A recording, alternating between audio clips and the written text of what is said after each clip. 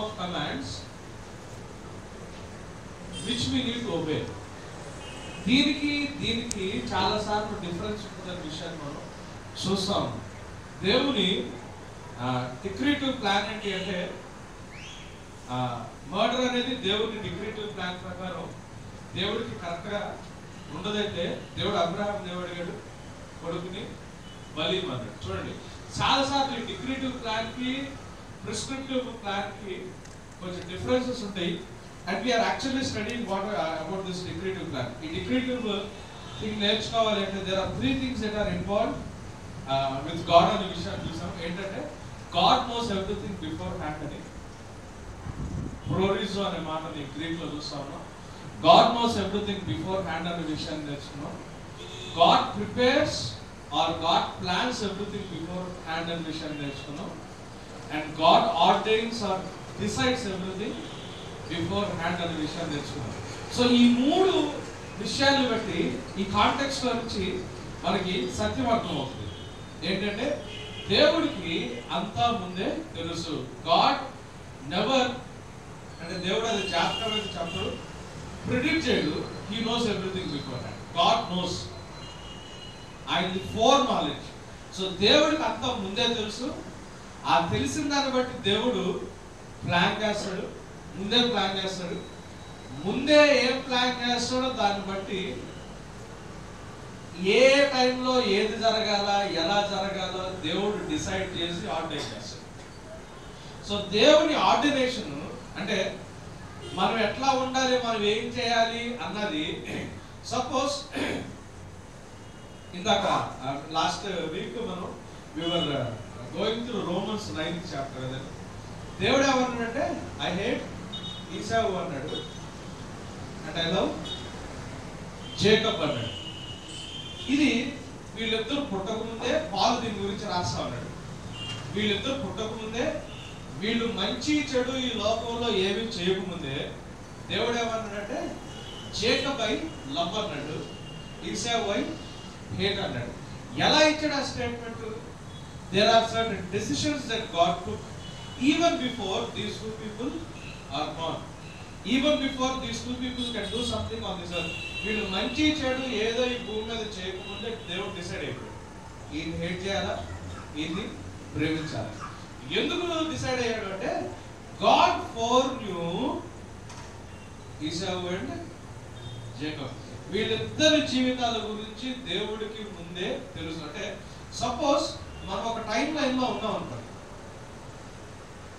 ఈ టైం లైన్లో ఉన్నాం అనుకోండి, మనం ఇక్కడ ఉంటే ఈ పాస్ట్ లో ఏం జరిగిందో మనకు తెలుస్తుంది. ఈ పాస్ట్ తెలుస్తుంది, ఇది ప్రెసెంట్ అనుకున్నాం, ఇది పాస్ట్. మన ఫ్యూచర్ ఎప్పుడైనా కానీ స్పెక్యులేషన్. టైంలో ఉంటే we live in time.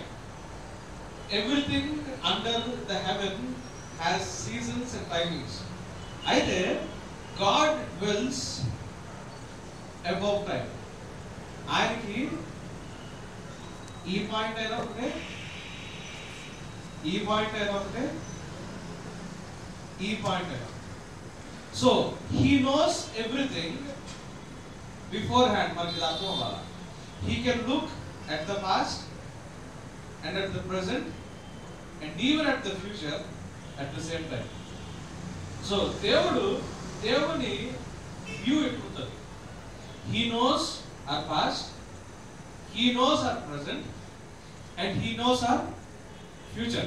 మనకి మనం ఇక్కడ ఉంటే ప్రెసెంట్ టెన్స్ లో, లేకపోతే ఇది ప్రెసెంట్ ఎక్కడున్నా కానీ మనకి మన పాస్ట్ తెలుసు, ఫ్యూచర్ మాత్రం స్పెక్యులేషన్. మన ప్రెసెంట్ సిచ్యువేషనే చాలా క్వశ్చన్ మార్క్. సో మన వ్యూ ఏమి ఎట్లుంటుంది? సో యాజ్ వి మూవ్ మనకి ఏం జరుగుతుందా క్వశ్చన్స్ ఉంటే, దేవుడు he knows the end from the beginning at the same time. Bible నాకు చెప్పే స్టేట్మెంట్ అది, he knows our end from the beginning. So in a point of our life, అంటే దాన్ని కరెక్ట్గా చెప్పాలంటే మనకి ఇట్లా రివీల్ అవుతా ఉంటుంది. సపోజ్ ఇది ఒక ఫ్యూచర్ అనుకోండి, అంటే అవతల మనకి ఏం తెలియదు, ఏ రోజు కాదు. అవుతుంది, సాయంత్రం ఏమైనా జరుగుతుంది తెలియదు. సాయంత్రం తెలుస్తుంది, పొద్దున అవుతుంది, సాయంత్రం తెలుస్తుంది, ఇట్లా రిపీట్ అవుతుంది. But God looks at our life like this. నువ్వు చిన్నోడుగా ఉన్నా, యంగ్ ఏజ్లో ఉన్నా, ముసలోడుగా, నువ్వు పుట్టక ముందు, నువ్వు చనిపోయిన తర్వాత he looks at our life like this. ఆయనకి ఇక్కడ ఉందా, ఇక్కడ ఉందా, ఇక్కడ ఉందా, ఇక్కడ ఉందా సంబంధం. So when God looks at our life, we should understand that God is not bound in the time factor. Time అనే parameter దేవుడు కూడా. So we should understand that God knows everything beforehand. So ఇక్కడ journey start అవుతుంది, ఇక్కడ కొడతాడు ఈసారి, ఈ టైంలో జ్యేష్ఠత్వం నమ్మేసుకుంటాడు, ఈ టైంలో ఎక్కడ ఉంటాడు అని చెప్పి దేవుడికి ముందే తెలుసు. తెలిసి ఏం చేస్తాడంటే వీడి లైఫ్ని దేవుడు ప్లాన్ చేస్తాడు.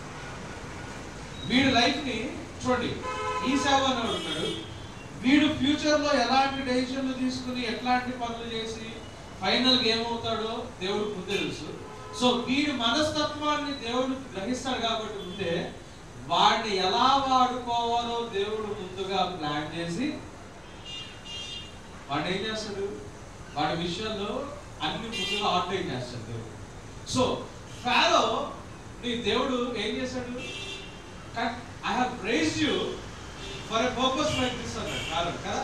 మనం రోమన్స్ 9 చూస్తా ఉన్నాం, నా గొప్పదనాన్ని నా మహిమను చూపించడానికే నేను లేపి నేను నియమించాను అంటాడు. సో గాడ్ వాంటెడ్, చూడండి ఫారో అనేవాడు పుట్టిన దగ్గర నుంచి వాడు ఏమేం చేస్తాడో వాడి యాటిట్యూడ్ ఎక్కడ ఉంటుందో దేవుడు తెలుసు.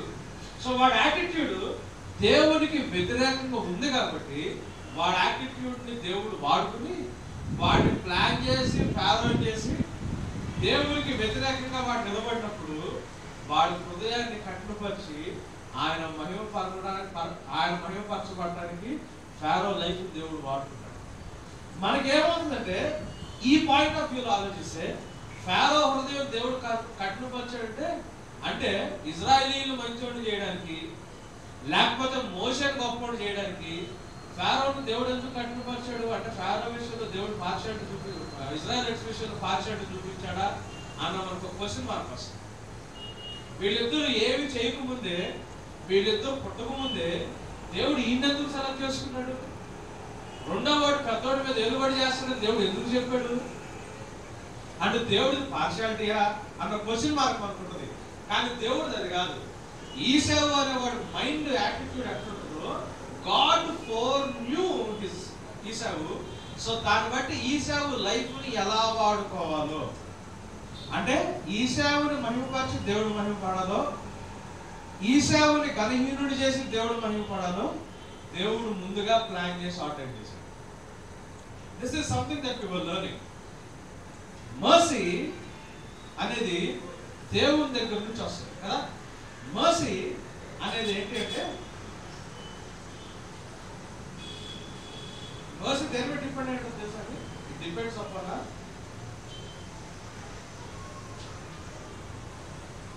mercy from Christ is the result of our attitude. Grace ki merit ఉండదు, గమనించండి. గ్రేస్ ఇది టోటల్ గా ఫ్రీ, దీనికి మెరిట్ ఉండదు. This is not merit based. But mercy depends upon our attitude.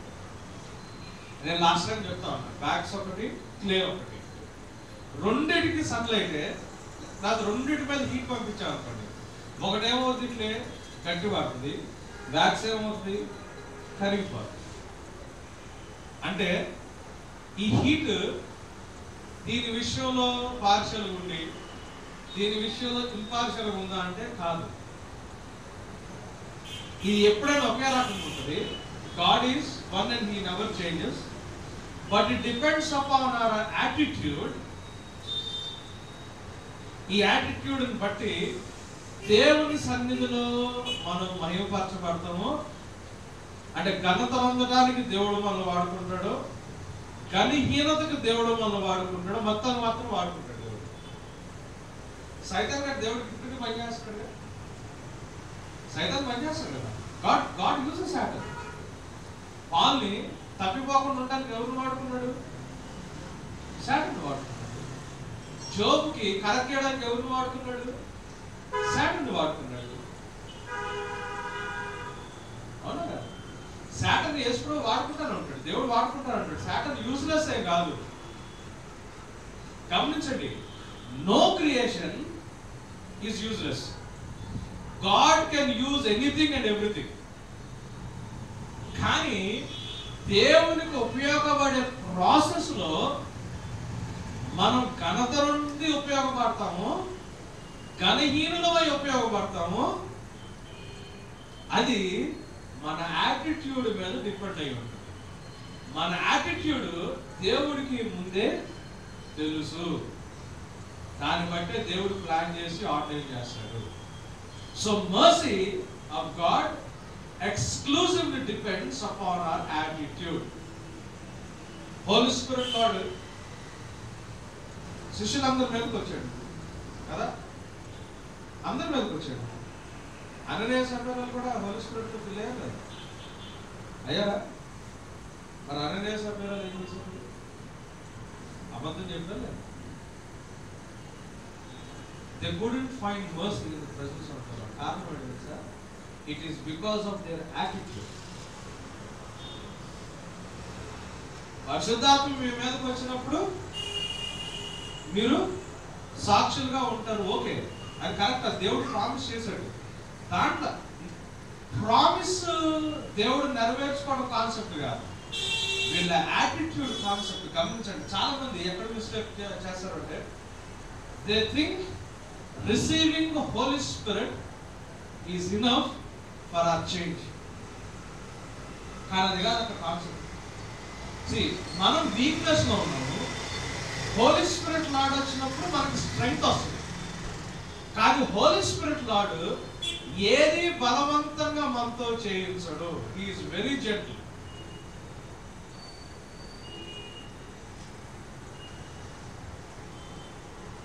పాల్గొంది ఆ ప్రాబ్లం.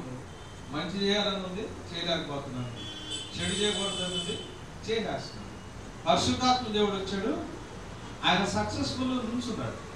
ఆయన పాల్గొని కొంత ప్రాబ్లం ఉండగా అట్లాంటి ప్రాబ్లం అననీయ సఫీరాలకు కూడా ఉంది లేదా? ఉంది. కానీ పాలు ఎందుకు నుంచోగలిగాడు? వాళ్ళిద్దరు ఎందుకు పడిపోయారు? There are people in the early church who are filled with the Holy Spirit and fell. Hebrews 6th chapter లో ఒకసారి వెలిగింపబడి పరిశుద్ధాత్మ వరాలను పొంది, చదువుతారా 6th chapter 4th verse ఒకసారి? Hebrews 6th chapter 4th verse. చాలా మంది being filled with the Spirit is enough అనుకుంటారు. కాదు. For it is impossible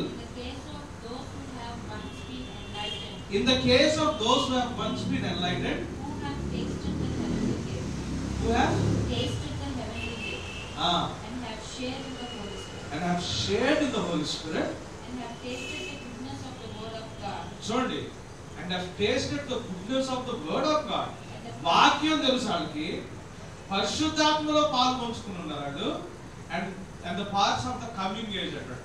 రాబో యుగ సంబంధమైన శక్తులు కూడా వీళ్ళు ఎక్స్పీరియన్స్ చేసి, but your attitude is not right.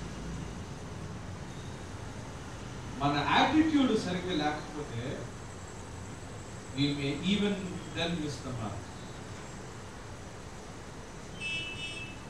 We need to check. అంటే మనం ఏ టైప్ ఆఫ్ మెటీరియల్ తో మన హార్ట్ ఉందో చెక్ చేసుకోవాలి. అందుకే repentance even after being filled with the Holy Spirit అవసరం. We need to confess before the Lord God the Father every day, even after being filled with the Holy Spirit. మనకి ఎప్పటికప్పుడు check చేసుకోవాలి అవసరం.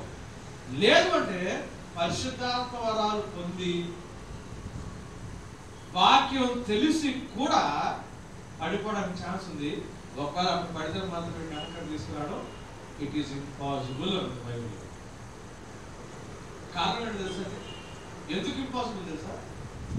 మీరు why it is impossible to come back?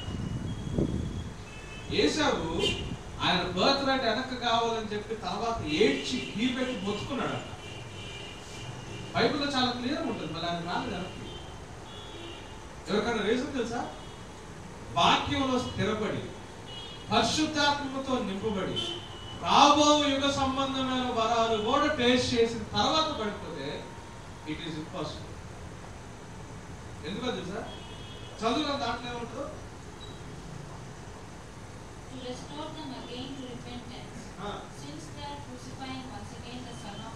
Since they are crucifying once again the Son of God to their own harm and holding him up to contempt. So దేవుణ్ణి మరలా మనం ఏం చేస్తుంటామంట? సిలువ వేస్తామంట. And I just want to tell you the reason. 2 Thessalonians 2 Thessalonians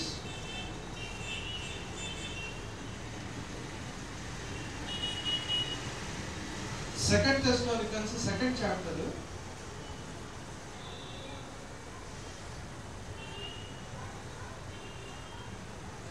10th 11th verses around 10 11 in Telugu 10 11 12 comes here. Yeah. And with all wicked deception for those who are perishing because they refuse to love the truth, and so we say. Therefore God sends them a strong delusion so that they may believe what is false. So that they may believe. తెలుగులో కూడా చదువుతానా? 10 11 దుర్నీతిని పుట్టించు సమస్త మోసంతోను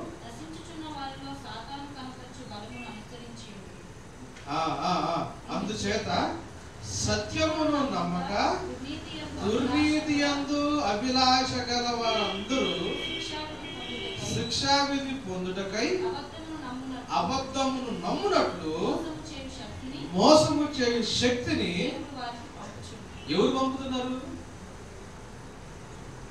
మోసం చేసే శక్తిని ఎవరు పంపిస్తున్నారు? గమనించండి. సత్యం తెలుసు, పరిశుద్ధాత్మ దేవునిలో పాలుపంపులు ఉన్నాయి, రాబో యుగ సంబంధమైన పవర్స్ టేస్ట్ చేశారు. ఇవి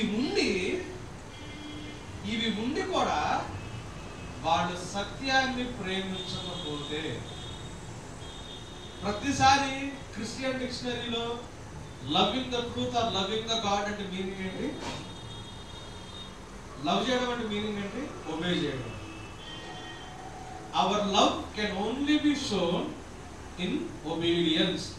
Obedience కాకుండా ఇంకా దేంట్లో దేవుడికి కానీ సత్యం పట్ల కానీ మనం ప్రేమ చూపించలేము. చూడండి, because they love not the truth అంటే అర్థం ఏంటి? ప్రేమించలేదంటే అర్థం ఏంటి? వాళ్ళు విన్న వాక్యాన్ని బట్టి పరిశుద్ధాత్మ దేవుడు వాళ్ళకి ఏం చెప్తున్నాడో దాన్ని బట్టి వాళ్ళు దేవునికి విధేయత చూపించడానికి ఇష్టపడలేదు అని. That is the reason why God allowed them to believe in a lie. అందుకు వాడు వెనక్కి రావడానికి ఇంకా స్కోప్ లేదు అని చాలా క్లియర్గా బైబిల్లో రాస్తుంది. అందుకే మనం జాగ్రత్తగా గమనించుకోవాలి. వాక్యం తెలిసిన తర్వాత అన్యుల దగ్గర పర్లేదు, they have chance, they always have a chance to come back to the Lord. కానీ ముఖ్యంగా క్రిస్టియన్స్ అయిన తర్వాత, after knowing the truth and after being filled with the Holy Spirit, we need to have a thorough introspection of ourselves with the truth. మన self సత్యాన్ని ఎప్పటికప్పుడు ప్రతిసారి మనం check చేసుకోవాలా? ఎందుకు? మన సహాయం చేయడానికి పరిశుద్ధాత్మ దేవుడు మనకు తెలియదు అంటారు కాదు. We have the fellowship of the Holy Spirit. ఆయన వచ్చి ఏం చేస్తాడు? Holy Spirit లో ప్రైమరీ వర్క్ ఏంటి? When the Spirit of truth comes, John 16:12 ఏమంటాడు? సత్యస్వరూపమైన ఆత్మ మీ దగ్గరకు వచ్చినప్పుడు ఆయన మిమ్మల్ని సర్వసత్యములోకి నడిపిస్తాడు. ఆయనంతటా ఆయన ఏమి చేయడు, కానీ తండ్రి ఉన్న ఫోర్ నాలెడ్జ్ ప్రకారం, తండ్రి చేసిన ప్రీ ప్లానింగ్ ప్రకారం, తండ్రి యొక్క ప్రీ డెసిషన్స్ ప్రకారం ఆయన ఏది వింటాడో అది మీకు చెప్తాడు. చూడండి, this is how the Holy Spirit works with us. Holy Spirit Lord work ఎందుకు అంటే to make us obedient to the truth అని. ఎందుకు Holy Spirit Lord work? Holy Spirit Lord సహవాసం ఎందుకు? సత్యానికి విధేయత చూపించడానికే హోలీ స్పిరిట్ లార్డ్ యొక్క ట్రూత్ మెయిన్ రీజన్ అది. So be careful of the that you are made of in your heart. అది గట్టి బండో బండకి రెస్పాన్స్ ఉంది. తప్ప ఉండదు, సౌండ్ వినిపిస్తుంది, దాని దగ్గర నుంచి ఏముండదు కదా. అదే మనం కొట్టామనుకోండి, మాంసం అనుకోండి ఏమవుతుంది అట్లా కదా, రెస్పాన్స్. బండ హృదయమా మాంసపు హృదయమా చెక్ చేసుకుంటా ఉన్నారు. Are we responding? ఎందుకంటే ఒకవేళ రెస్పాండ్ అయ్యే నేచర్ మీ దగ్గర లేకపోతే still God will use you. ఒకవేళ రెస్పాండ్ అయ్యే నేచర్ నాకు లేదనుకోండి, స్టిల్ గాడ్ యూజెస్ కదా, స్టిల్ గాడ్ యూజెస్. వాడుకోవడానికే యోధా ఇస్కరియోతుని పిలిచాడు, పేతురుని పిలిచాడు. ఇద్దరిని వాడుకున్నాడు దేవుడు, ఇద్దరిని వాడుకున్నాడు.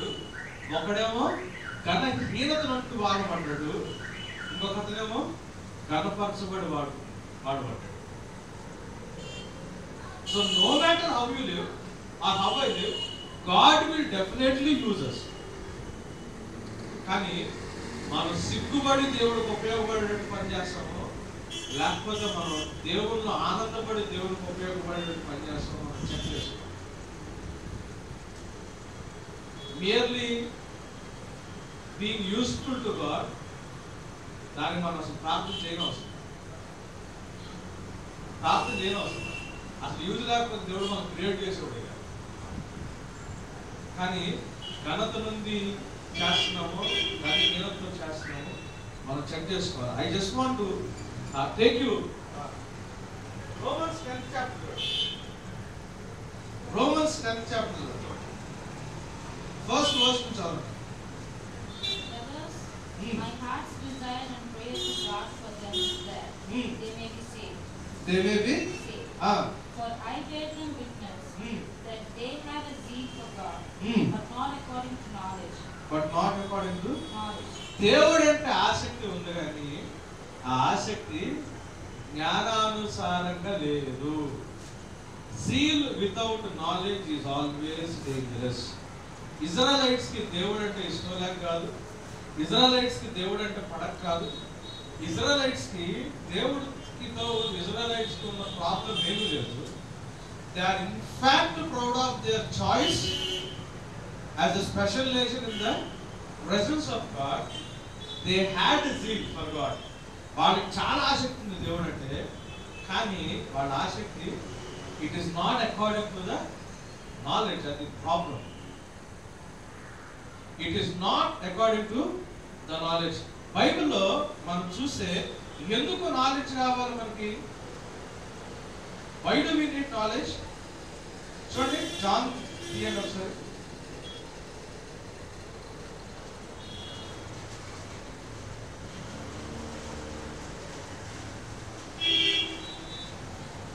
యా 17th chapter చూడండి. ఫస్ట్ 3 verses చదువుతారు ఒకసారి. Spoken this verse. He lifted up his eyes to heaven and said, Father, the hour has come. Glorify your Son, that the Son may glorify you. Since you have given him authority over all flesh, to give eternal life to all whom you have given him. And this is eternal life, that they know you, the only true God, and Jesus Christ whom you have sent. This is eternal life అన్నాడు. What is eternal life? Knowing the Father and Jesus Christ. ఇద్దరు ఉన్నారు కదా. సర్వోన్నతుడైన దేవుణ్ణి, ప్రభువైన యేసుక్రీస్తుని తెలుసుకోవడమే నిత్య జీవితము అంటారు. నాలెడ్జ్ ఏంటి? What does that knowledge give actually? It will give you eternal life. Proverbs 9th chapter 10th verse చూడండి.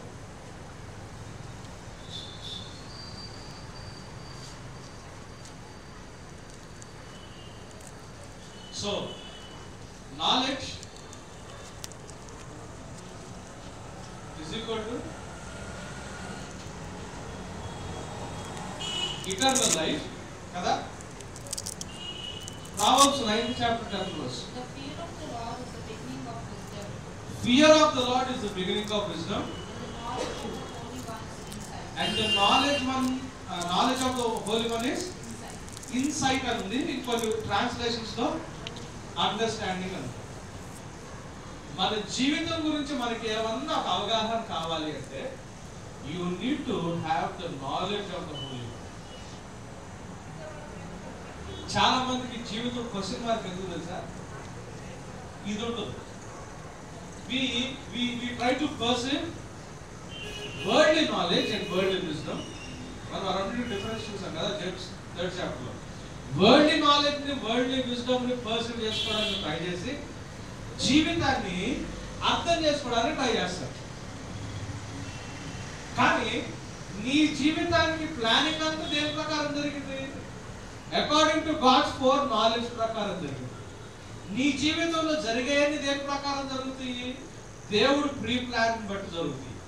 నీ జీవితంలో ఎప్పుడు ఏది చేయాలి ఎవరు డిసైడ్ చేశారు? దేవుడు ఆయన ముందుగానే దాన్ని డిసైడ్ చేశాడు. So the knowledge of the most high or the knowledge of the Holy One is insight or is understanding. తెలుగులో ఏమవుతున్నారు?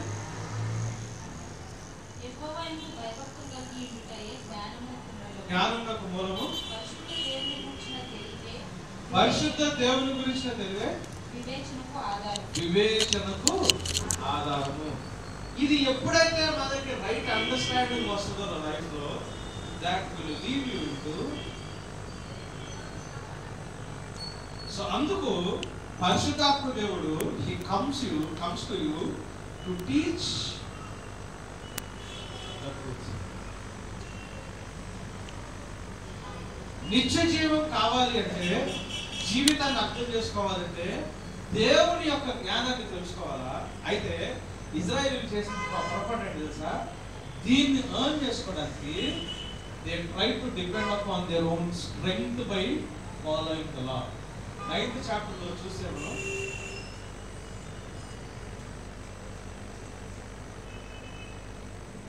9th చాప్టర్ లో చూస్తే 31st verse నుంచి చదవండి. But Israel, which followed after the law of righteousness, hath not attained to the law of righteousness. Chaduvana. Wherefore, because they sought it not by faith, దేవుని మీద నమ్మకంతో వాళ్ళు చేయలేదు కానీ దేని ప్రకారం చేశారు? But by their own. Romans 9th chapter 31st verse. But that Israel who pursued a law that would lead to righteousness did not succeed in preaching that law. Why? Because they did not pursue it by faith. Because they did not pursue it by faith. But as if it were based on works. But as if it were based on their works. దీన్ని pursue చేయడానికి వాళ్ళు సొంత ability మీద depend అయ్యారు. కాబట్టి వాళ్ళకి ఇది దొరకల. Had they had faith on God, వాళ్ళకి వచ్చేది కానీ వాళ్ళకి అది లేదు కాబట్టి వాళ్ళకి అది దొరకలేదు. విశ్వాసులుగా జీవిస్తున్న మనకి we need to have faith on God to pursue. మన అల్టిమేట్ మోటివేటెడ్ లైఫ్ లో మంచి జాబా, మన ఎన్ని అంటే ఆలోచించండి. అల్టిమేట్ మోటివేటెడ్ లైఫ్ ఏం సాధించాలా? లైఫ్ ఏం సాధించాలా చెప్పడానికి ఆన్సర్ చాలా ఈజీ చెప్తాం, కానీ ప్రాక్టికల్ క్రిస్టియన్ లైఫ్ లోకి వెళ్ళినటువంటి డెఫినేషన్ మాత్రం చర్చిలో ఒక డెఫినేషన్, ప్రాక్టికల్ లైఫ్ లో ఇంకో డెఫినేషన్. ప్రాక్టికల్ లైఫ్ లో పర్సంటేజ్లు, మార్కులు, ఉద్యోగాలు, మనకి వచ్చే బెనిఫిట్స్, లేకపోతే మనకు వచ్చే ప్రమోషన్లు ఇవి ఉంటాయి. కానీ మన కన్ఫెషన్ మాత్రం వి నీడ్ ఇటర్నల్ లైఫ్ అని మాత్రం అనుకుంటాం.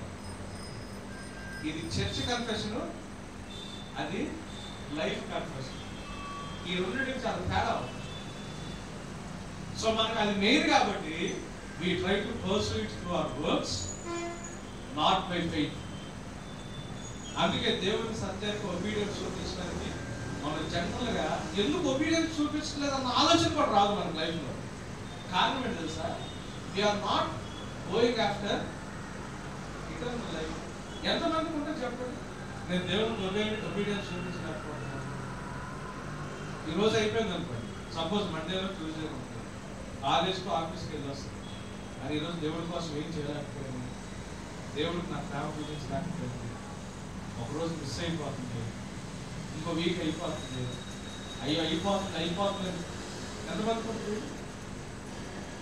ఎగ్జామ్ వస్తుంది అనుకోండి, ఇంటర్వ్యూ ఉంది అనుకోండి, ప్రిపేర్ అవ్వాలనుకోండి, ఎక్కడికైనా బయటకు వెళ్ళి వచ్చారు, చదవలేదు, రాత్రికి ఏమవుతుంది కదా, అయ్యో ఈరోజు అయిపోయింది, మనకు ప్రిపేర్ అవ్వలేదు.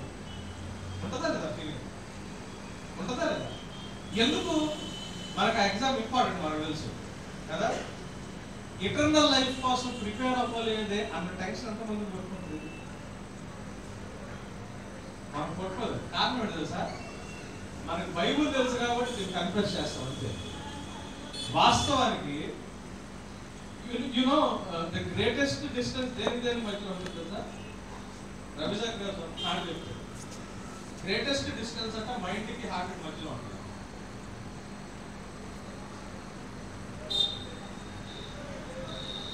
ఈ రెండింటి మధ్యలో డిస్టెన్స్ చాలా ఎక్కువ. మన కరెక్ట్ రీజనింగ్ బట్టి మనకు ఒకటి కావాలా, ఏది బైబుల్ ఇటున్నది. కానీ దీనికి అన్నిటికంటే మోసకరమైన భాగం ఒకటి ఉంటుంది కదా, దీన్ని బట్టి ఏమో మనకి ఇక్కడ ఏదో కావాలి. And the distance between your heart and your mind, ఈ రెండింటికి చాలా పెద్ద డిస్టెన్స్ ఉంటుంది. ఈ రెండు జంటలు కలం.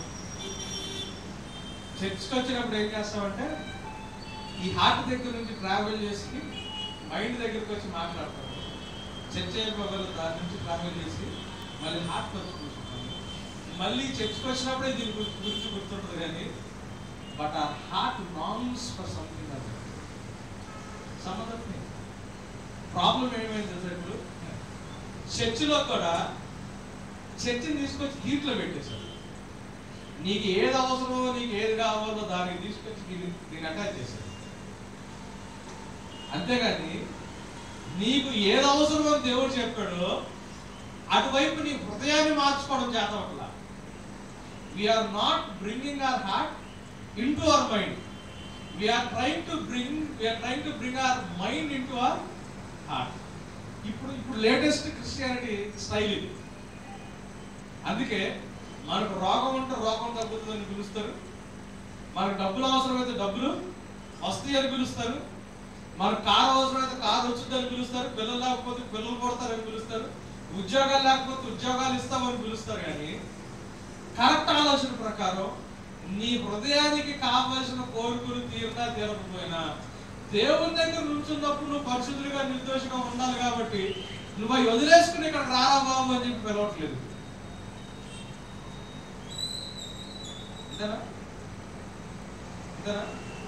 లోకాన్ని విడిచిపెట్టి చర్చిలో రండి అని చెప్పలా. మీరు లోకంలోనే ఉండండి, అవసరం లేదు చర్చిని కూడా తీసుకొచ్చి లోకంలో సెట్ చేసి ఫిట్ చేస్తాము. మీరు లోకంలో మాత్రం కంఫర్టబుల్ బతకండి. We're capable enough to fit church into the world అని చెప్పి చర్చిని తీసుకొచ్చి లోకంలో సెట్ చేస్తాం. దేవుని యొక్క జ్ఞానానికి, ఆ ట్రూత్, ఆ దేవుని యొక్క ప్రణాళికకి if you are traveling against the plan of God, then it is sin. అది rebellion. Romans 1:18 లో ఉంది. Romans 1:18 చూడండి, sin అంటే ఏంటో డిఫైన్ చేస్తాం. Romans 1:18 లో sin డెఫినిషన్ ఉంటుంది. తాగుబోతాను, వ్యభిచారం, జోదం, అబద్ధం ఇట్లాంటి ఏం చెప్పలా. For the wrath of God is revealed from heaven against all ungodliness and unrighteousness of men, who by their unrighteousness suppress the truth. నీకు ఇక్కడ తెలుస్తున్న ట్రూత్ ని because of the unrighteousness of your heart మనం ఏం చేస్తున్నాం? దీన్ని suppress చేస్తున్నాం. అందుకే దేవుడు ఏమంటాడు తెలుసా? Be transformed by the renewing of your mind అంటాడు రోమన్స్ 12. మేము శరీరంలో ఉన్నప్పటికీ మేము చేసే ఫైట్ శరీరానుసారంగా లేదు. 2 Corinthians 10:3లో though we live in flesh we not wrestle or we are not fighting after the flesh because our weapons are not carnal, they have power to bring down the strongholds. ఎక్కడ మన mind లో ఏం చేస్తుంది? ప్రతి వితర్కమును, దేవునికి వ్యతిరేకంగా వస్తున్న ప్రతి ఆలోచనని మేము చెరపట్టి, ఈ మైండ్ దేవునికి వ్యతిరేకంగా వచ్చే ఆలోచన ఈ మైండ్ లోకి ఎక్కడి నుంచి వస్తుంది? That is directed from your heart. చెరబట్టి క్రీస్తు ప్రభుకి లోబరుస్తున్నాము అని రాసిన పాలు. మైండ్ లో ఫైట్ జరుగుతుంది కదా. నా శరీర అవయవాల్లో ఉండే పాపం అనే వేరొక నియమము రోమన్ 7లో, నా మనసులో ఉన్న ధర్మశాస్త్రంతో ఫైట్ చేస్తా, నన్ను మళ్ళీ పాప మరణాలు నియమానికి నన్ను మళ్ళీ ఈడ్చుకుని వెళ్ళిపోతుంది. అయ్యో నేను అంత దౌర్భాగ్యం రాసిన పాలు. వాట్ రక్షకున్నారా రాసిన పాలు.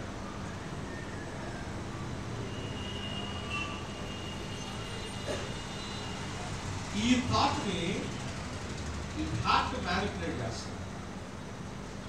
Be careful of the material by which your heart is made of.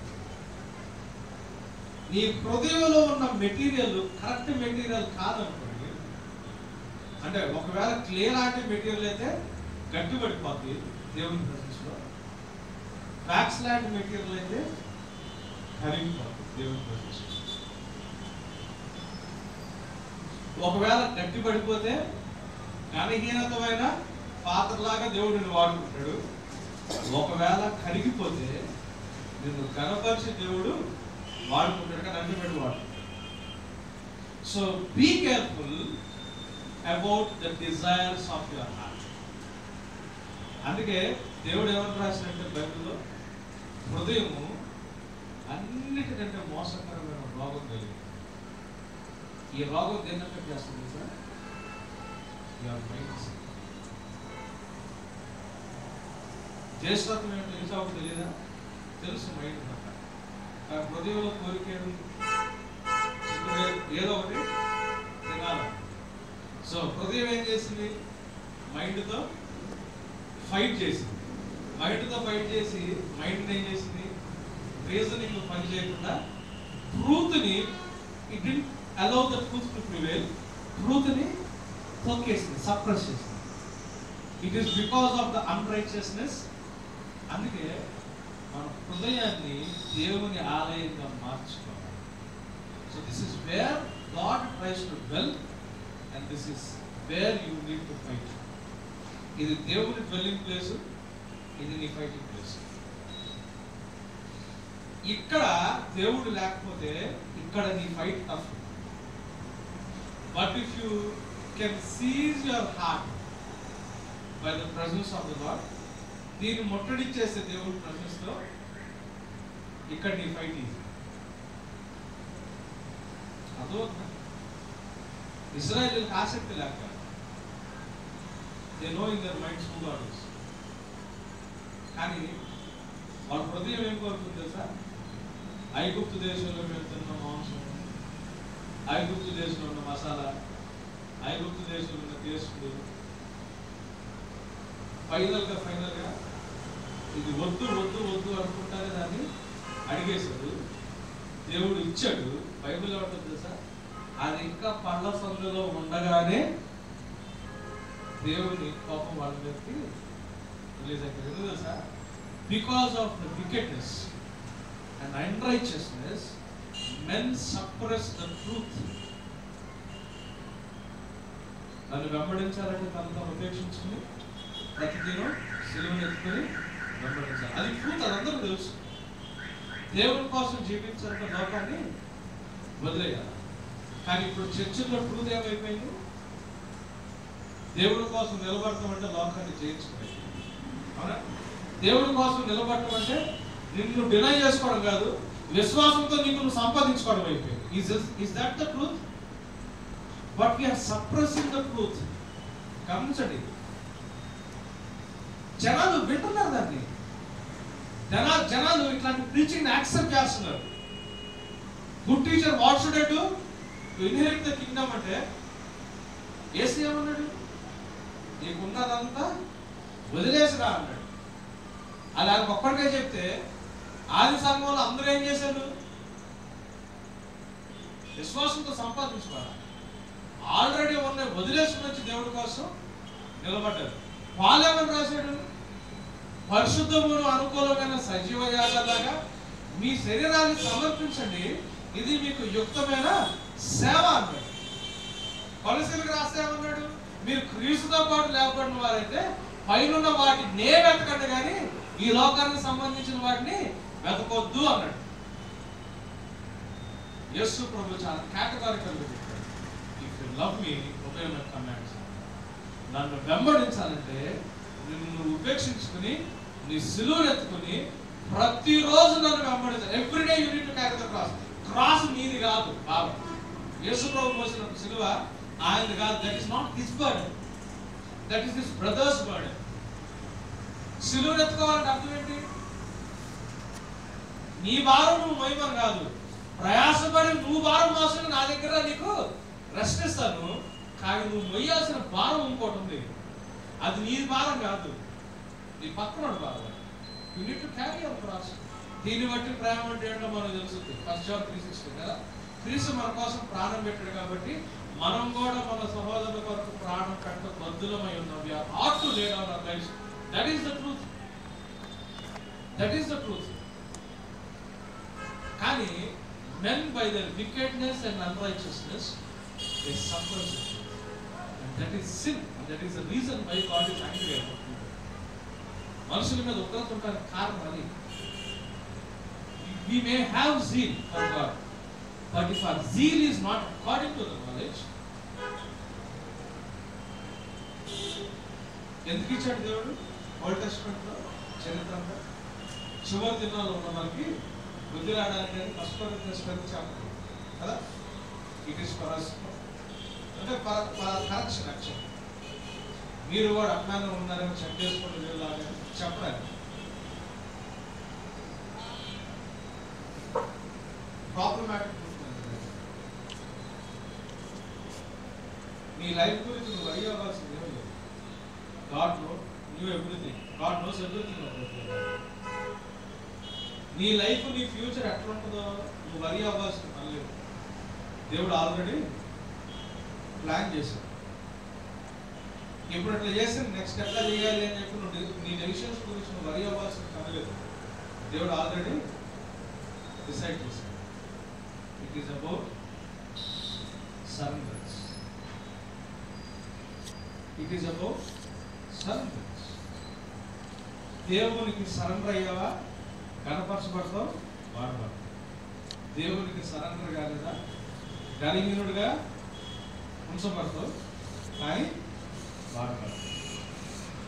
కానీ గణపరచబడిన వాడిగా ఉండాలో గణహీనుడిగా ఉండాలో నీ హృదయంలో ఉన్న మెటీరియల్ డిసైడ్ చేస్తావు. ట్రూత్కి నీవిచ్చే రెస్పాన్స్, దేవుడు నీతో మాట్లాడే మాటలకు ఆ రెస్పాన్స్ డిసైడ్ చేస్తాడు. So kindly check your heart every time before God. అందుకే నా నోటి మాట నా హృదయ ధ్యానము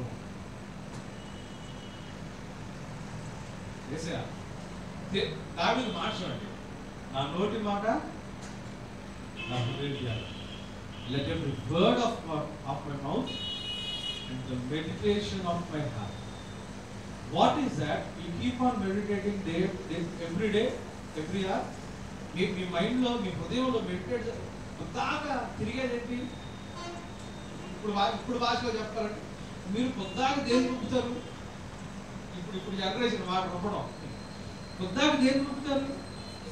దేవుడా, దేవుడు చూపించిన ఒబీడియన్స్. ఒకవేళ అది కాదంటే మాత్రం కరెక్ట్ లేవు, ఇంకేదైనా కావచ్చు. దేవుడికి మీరు చూపించాల్సిన ఒబీడియన్సే దాని గురించి ఆలోచిస్తున్నారు ముందుగా. If that is not right, we need to repent every day. తండ్రి, నా నోటి మాట నా హృదయ ధ్యానంలో నీకు అంగీకారము అవ్వాలి. మనం పాడే పాట రాగంలో పాడాలని కాదు దాని ఉద్దేశం, లేదా మనం బైబిల్ అయితే స్పష్టంగా చదవాలని కాదు దాని ఉద్దేశం. నార్మల్ లైఫ్లో మన హృదయంలో ఏది మనం మెడిటేట్ చేస్తున్నాం? Out of the fullness of your heart your mouth speaks కదా.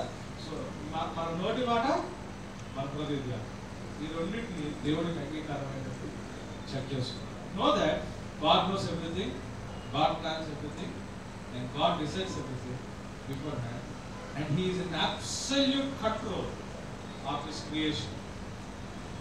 ఆ కంట్రోల్కి లోపడితే కనపరచబడదు, లోపడకపోతే కనిహీనుడికి మిగిలిపోతాం. కానీ మొత్తానికైతే వాడబడతాం. We just pray.